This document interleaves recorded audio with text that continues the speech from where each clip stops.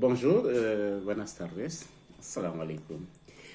Comme d'habitude, c'est Spitou Mendy qui revient avec un nouveau poste qui est la continuité de ce que nous avons fait la semaine passée sur la régularisation des migrants une fois sur le sol espagnol. Là, je vous disais les papiers qu'il fallait, les preuves qu'il fallait réunir pour que le moment venu, pour règle sociale, l'enracinement social puisse être facile. Et je vous ai expliqué les différentes phases de cette procédure. Aujourd'hui, nous allons parler d'une autre, beaucoup plus simple, mais méconnue, où vraiment les gens ont peur de l'interroger. C'est ce qu'ils appellent la règle laborale. Règle laborale, c'est l'enracinement professionnel. Ça veut dire que vous êtes là, vous travaillez. Après 2 ans de séjour, vous pouvez démontrer que vous êtes en train de travailler pour quelqu'un ou pour plusieurs. Et à partir de là, il y a des requis pour pouvoir vous accompagner vers votre régularisation. Je vais faire très bref, comme d'habitude, et je vais essayer de le dire en français et faire un résumé en espagnol. Je sais qu'il y a beaucoup de compatriotes africains qui arrivent, qui ne parlaient pas français, donc ça va peut-être être très difficile pour eux. Donc, ils captent plus ou moins l'espagnol, je le dirai pour ces gens-là. Très bien. Donc, cet arrêt que les gens ne connaissent pas demande moins de paperasse. Il faut évidemment avoir un certificat de résidence pour avoir une adresse. Ensuite, il faut un certificat de casier judiciaire de votre pays d'origine ou du pays où vous avez séjourné pendant les 5 dernières années. Ça veut dire les gens qui viennent par le Maroc, qui traînent là-bas pendant des années, ils peuvent vous demander un certificat de casier judiciaire qui démontre qu'ils n'ont pas eu de problème, mais à partir d'un problème judiciaire, et qui sont vraiment blancs comme neige pour pouvoir être acceptés en Espagne. Bien. Donc, ces papiers réunis, vous devez démontrer que vous avez résidé 2 ans au moins sur le sol espagnol. Ça veut dire que vous êtes arrivé, nous sommes en 2020, vous êtes arrivé en mai 2018. Mai 2020, vous avez fait les 2 ans, que vous avez un certificat de domicile. Vous pouvez demander déjà un casier judiciaire de chez vous. Et maintenant, la partie la plus difficile, où les gens méconnaissent, parce que les preuves que vous devez montrer doivent être administratives. Je crois vous l'avoir dit l'autre jour. Une preuve administrative, c'est celle-là qui est municipale, qui vous sort d'une mairie, le certificat de résidence. Vous pouvez avoir un certificat, un rapport médical. Ça veut dire que vous allez faire des visites médicales et vous conservez ces papiers-là. Ce sont des preuves officielles. Elles sont administratives. Tout ce que vous faites au niveau de l'administration, si vous avez une preuve, parce que votre nom doit apparaître sur le document pour pouvoir le présenter le moment venu. Alors, les gens me disent, j'ai travaillé depuis que je suis là, mais comment est-ce que je peux le prouver? C'est cette partie qui est compliquée. Parce qu'entre nous, vraiment, il faut le dire, nous sommes égoïstes, nous sommes individualistes, et c'est ce qui nous tue. Ça tue la classe ouvrière. Nous devrions pouvoir être prêts à accompagner un camarade, justifier qu'il a travaillé avec nous durant ces 6 derniers mois. C'est facile comme de l'eau à boire. Mais les gens ont peur. Peur de lendemain. On va me renvoyer. Mais quand on vous renvoie, il y a des lois qui vous accompagnent. Au niveau du séjour, ici en Espagne, la loi est là. Il faut seulement oser l'interroger. Il faut la provoquer. Il faut dire exactement ce qui se passe et justifier ce que vous êtes en train de dire. On a vu des gens qui ont travaillé pendant des heures indéterminables, infinies, avec un patron. Et quand arrive le moment de le régulariser, normalement, il le renvoie. Il le licencie, entre guillemets, parce qu'ils n'ont jamais eu un contrat, ils n'ont jamais eu de preuves, ils n'ont jamais pu normaliser leurs relations professionnelles. Donc, je vous invite à être très vigilant. Quand vous vous préparez, quand vous arrivez, commencez à compter vos jours, vos semaines, vos mois et des années pour vraiment aller vers cet enracinement, cette régularisation beaucoup plus simple.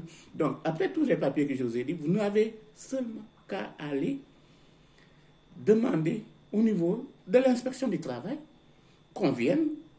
Vous allez dire que je travaille avec M. X pendant 8 mois, pendant 6 mois minimum, et je n'ai pas de papier. Ils vont ouvrir un dossier Spitou. Spitou est venu nous dire qu'il travaille avec Antonio. L'entreprise d'Antonio se trouve à cette telle adresse et qui travaille tous les jours. Mais s'il venait à être mis en congé, il communique, parce que le jour où l'inspection du travail va descendre sur l'entreprise et doit nous trouver effectivement en train de travailler et qu'on fasse un certificat d'inspection qui démontre que c'est vrai, M. Spitou Mendy est un travailleur de M. Antonio. Mais M. Spitou n'a pas de papier, donc ce travail est illégal. Il est illégal. Évidemment, cette dénonciation faite va porter préjudice à l'employeur. Il le savait. Il le savait. Donc, il pouvait vraiment faire de son mieux pour pouvoir me régulariser. Il ne veut pas. Je suis allé faire cela. Oui, la morale, nous venons avec vraiment une éthique. Disons, je ne vais pas dénoncer mon patron. Mais ce patron, qu'est-ce qu'il a fait pour vous? Il vous a exploité. Pendant des années, nous avons vu des gens qui sont venus dire, écoutez, après 4 ans, après 5 ans, il ne veut pas me donner le contrat de travail. Il ne veut pas m'embaucher pour que je régularise ma situation. Et c'est ce jour-là qu'il veut que des gens l'accompagnent à régler ce problème. Cette médiation est compliquée. Mais si vous, depuis le premier jour, vous avez pris toutes vos précautions pour dire, aujourd'hui, 1er mai, j'ai travaillé avec Antonio, vous prenez une photo. Aujourd'hui, vous avez toutes les chances du monde, vous avez tout ce qu'il y a avec votre téléphone portable. Vous pouvez prendre la photo de sa voiture, le camion qui vient prendre des fruits, vous à côté. Vous pouvez prendre les photos de l'entrée de son magasin. Vous avez toutes les preuves que vous pouvez le tromper des fois et lui dire, et je veux faire ceci, est-ce que vous pouvez me faire est-ce que vous payez ce mois-ci, est-ce que vous pouvez me faire un petit reçu? C'est comme ça. Vous demandez des choses pendant que vous êtes encore en bon terme avec lui. Mais quand vous vous attendez jusqu'au dernier moment, il sent venir le moment de vous régulariser, alors il recule. Donc, quand vous aurez fait cela, il va avoir une sentence. Le rapport d'inspection va aller au tribunal. Ils vont dicter une sentence. Et à partir de cette sentence, que vous allez réunir avec tous les papiers que nous avons dit, vous allez au niveau de la gouvernance ou de la préfecture de votre localité. Nous avons ici ce que nous appelons Oficina de Extranjeros pour remplir. Vous avez des imprimés que vous avez, le modèle X10, vous le remplissez. Vous allez payer une taxe de 60. La taxe, c'est la taxe 79. Le prix varie d'année en année, on le change. Donc, le prix, ce n'est pas ce qui est important. Donc, savoir que c'est sur ce modèle X10 que je vais remplir mes données. Je vais chercher, je vais payer à la banque et déposer tous les dossiers. Donc, je disais des preuves qui montrent que vous avez fait 2 ans sur place, le casier judiciaire, qui doit être vierge, évidemment. Vous n'avez pas de problème à partir avec la justice d'aucun pays. Le rapport d'inspection, voilà. Donc, et c'est vous, le travailleur, qui devez vous déplacer pour faire toutes ces démarches. Évidemment, vous me direz, comment vais-je le faire si je n'ai pas de papier? C'est là où, important, le rôle des organisations d'appui, des gens qui vous aident. Ici, vous avez la Croix-Rouge, vous avez le syndicat des ouvriers agricoles, vous avez d'autres organisations, ONG, qui sont là pour vous accompagner. Mais si vous avez peur, votre premier allié, c'est votre courage. Votre premier allié, c'est votre intelligence, etc. Allez vers les organisations qui puissent vous aider quand le moment sera venu pour régulariser votre situation. Donc, la règle laborale est à la portée de tout le monde. Parce que tous ceux qui sont arrivés ici ont commencé à travailler au noir pendant plusieurs années. Des fois, on leur refuse la régularisation par règle sociale que nous avons vu l'autre jour. Je vais le résumer en espagnol et vous dire à la prochaine. Donc, abonnez-vous pour que nous puissions continuer à échanger. Abonnez-vous toujours, sinon nous allons perdre cette opportunité. Aujourd'hui, c'est un truc vraiment révolutionnaire parce que là, je vais vers les revendications. Ça va être conflictuel et on va me taper sur les doigts parce que vous savez, les agriculteurs qui sont nos principaux patrons n'apprécient pas ces leçons. Donc, c'est à vous, mes parents, à être intelligents, à prendre votre courage à bras le corps et aller vers les institutions pour solucionar vos problemas.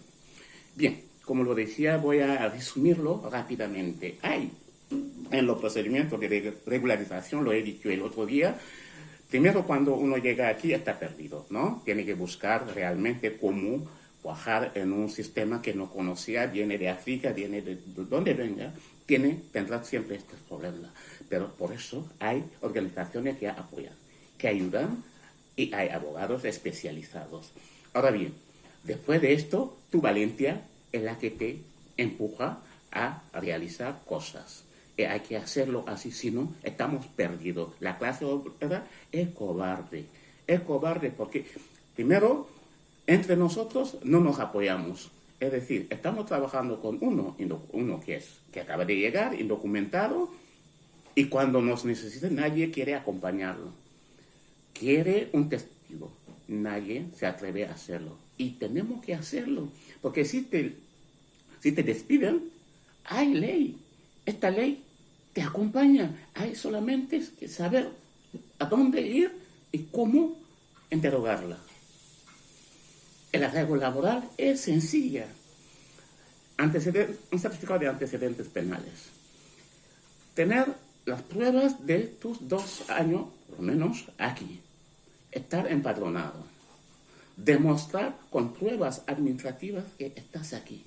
Y luego, la última parte, muy interesante, y donde realmente la gente se dice, oye, me ha ofrecido un trabajo durante 2 años, ¿cómo denunciarlo? Evidentemente que tiene que denunciarlo. Las relaciones laborales son así, son conflictuales. Es la guerra económica. Ellos no te regalan nada, sobre todo en el sector donde estamos afincados en Almería. Hemos visto compañeros que han trabajado durante más de 5 años y al final no han podido tener un contrato, una oferta de trabajo para regularizar su arraigo social. Pero con el arraigo laboral, tú apenas llegas, empiezas a trabajar, empiezas a apuntar las pruebas, juntarlas, hacer todo cuando esté con tu jefe, intentar demostrar que está con él. Ahora con los móviles que tenemos todo es fácil. Sácate una foto del camión, de la empresa, el nombre de la empresa, sácatela, pide algún momento un justificante que te ha pagado 500, 600 o 1000 euros. Esto es negro, que tú lo firmas, lo guardas. Estos son unos ejemplos de pruebas que puede luego demostrar que realmente has tenido esta relación con esta persona.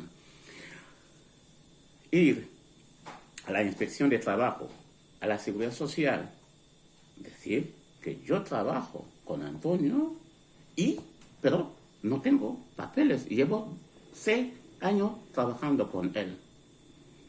Luego tomarán notas. Tú vas a dar la dirección de la empresa donde trabajas. Habrá una inspección de trabajo, pero no vienen en contra tuya, porque tú has colaborado con la justicia. La ley te lo ofrece. Otra vez os digo, consultar el artículo 24.1 del reglamento de extranjería. Y más abajo, el 28.1 que habla de arraigo laboral. De esta manera vamos a salir del lío, vamos a salir de la... No sé cómo explicarlo que estamos viviendo en Almería. Sé que es conflictivo, sé que es problemático, pero hay que hacerlo. Porque si se portaran bien, no habrá esto. Si hubieran hecho la cosa como se debe, normalmente acompañando a trabajadores a su regularización, no habrá ningún problema. Pero aprovechan siempre. Y cuando vas a denunciar por tus derechos, pues tú eres el enemigo. Claro, el mundo laboral es conflictivo. No había venido para que os sometan a esclavitud, a cosas así.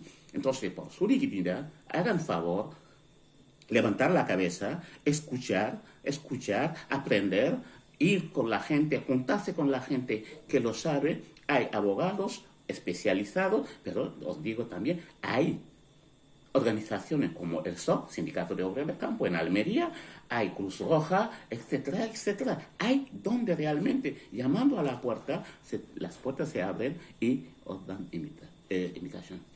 Suscribir a este canal, suscribir a mi canal YouTube y iremos siempre hablando de estos temas de primera importancia para los inmigrantes.